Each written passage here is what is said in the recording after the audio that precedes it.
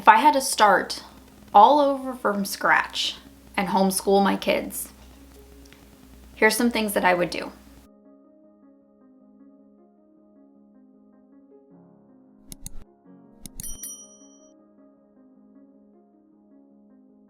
Hey guys, welcome to my channel. My name is Mandy, the Handmade Homeschooler.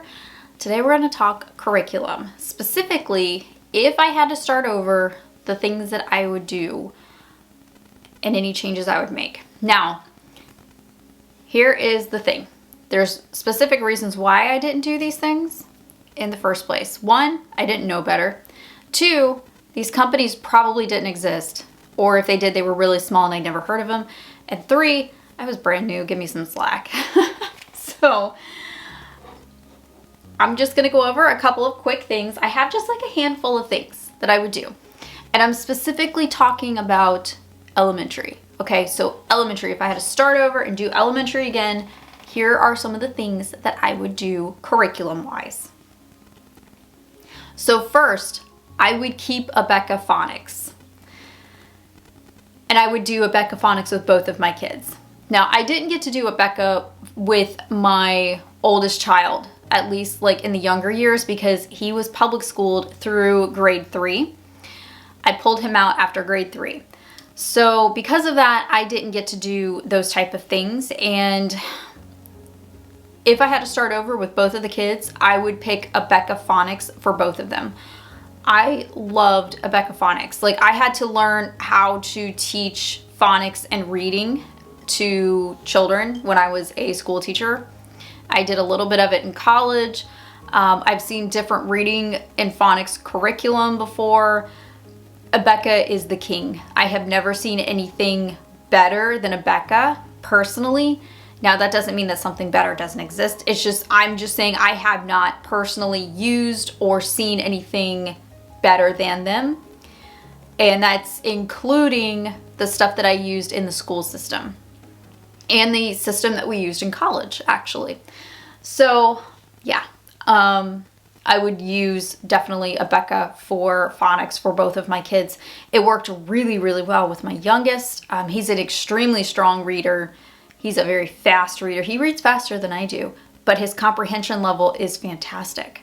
So, not saying that everybody who uses Abeka as their foundation for phonics and reading is going to be like that, but I'm just saying it worked really well for my son, and I like the whole system. I think it's really well set up, easy to use, it's fun, it's colorful, it's engaging, and it's something that kids remember. So I think that their setup is absolutely top tier.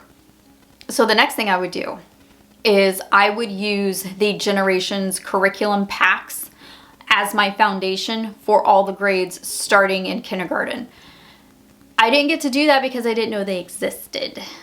So, yeah. If they did exist back then in like 2015, 2016, I would have used them. But I did not know that they were there. Because I was so new to homeschooling, I had only heard of the big box curriculum. So that's what I used. I started out using my father's world. I thought that it was easier and it made me feel better because everything was kind of like in one box, like all of the subjects. So when I started out with my kindergartner and my 4th grader, I just bought the boxes and called it a day. And that, I mean, it worked well for us. I mean, not knocking that at all. We really enjoyed it. That was a fun first year. But if I had to do it again, I would pick the Generations curriculum packages and then just add in anything else that I needed, which it seems like everything kind of comes in those packs for the younger grades. It's the older grades that you really kind of have to add things into that they don't have, like upper level science and things like that. Science and math, I know they're working on that. So that's the big thing I would change. I would go back and I would use the Generation curriculum packs. The next thing I would do is something I would keep the same, and that's teaching textbooks. I feel like I made the best math decision for us when the kids were young. I figured it out pretty early on, and it was kind of one of those like pat on the back type things. I did well with that. I was really glad that I did well with that. So teaching textbooks starts at grade 3. My youngest actually tested into it. He skipped a couple grades in math. which might be a little bit of a problem when he gets to high school. We're gonna have to figure out upper level math for him, like advanced math. But he's very good with math. He does not get that from me, obviously, but yeah, he's very strong in math and science. So he actually tested into it when he was young. And my oldest, he started out with Math UC, and he was doing really well with it till like grade 5, and then we switched him to teaching textbooks. Like he just hit a wall, I think, in grade 5, and we switched him to teaching textbooks just to see if maybe that would help. And all of a sudden it just like was like the light bulb went off, and he just took off with it. So I would definitely keep teaching textbooks and started at grade 3 for both kids. Yeah, before grade 3, Math UC is great. Math UC is fantastic. I love it. It's video based, but we use the DVDs. I don't know if they do streaming now. And then they have like the little block system, and I feel like that works, especially for boys.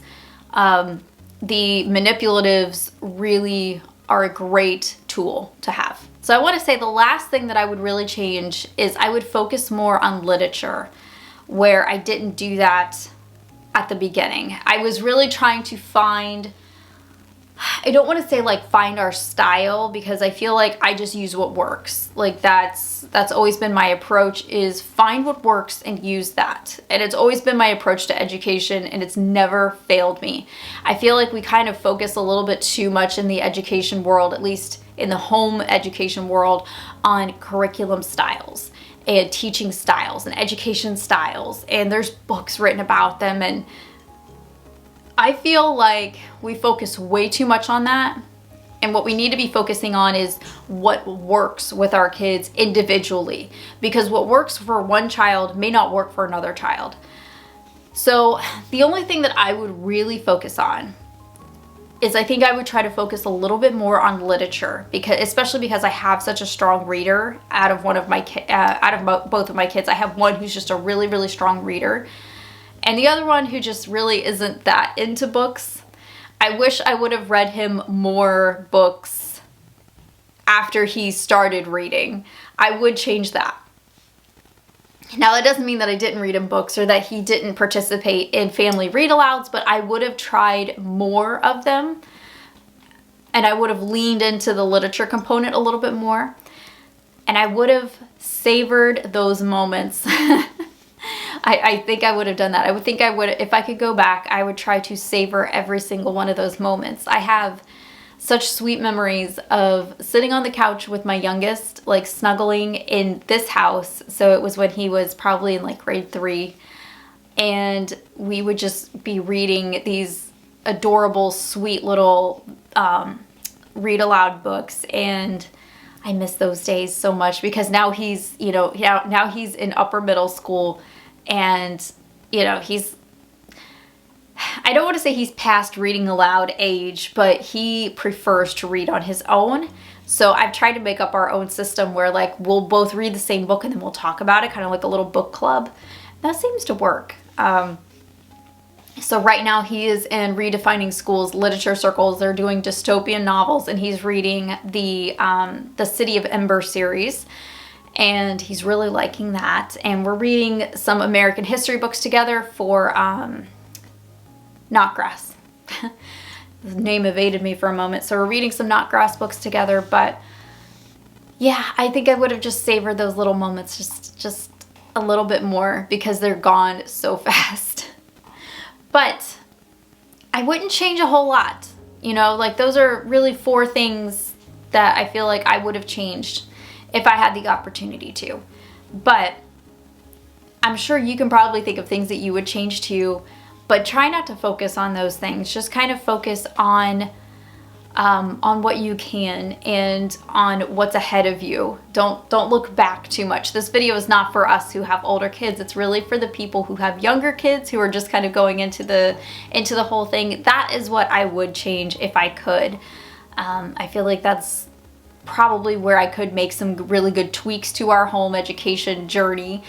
But the Lord is sovereign, and everything is working out great. I have no major concerns. We're, you know, on the path to college with my oldest and to dual enrollment already and all these great things. So there's a lot of great things ahead. So I can't believe my kids are this old. Anyway, I'm gonna go have breakfast. I'm gonna finish my coffee, and I will see you guys in the next video. I hope you all have a great rest of your day, and of course, happy homeschooling.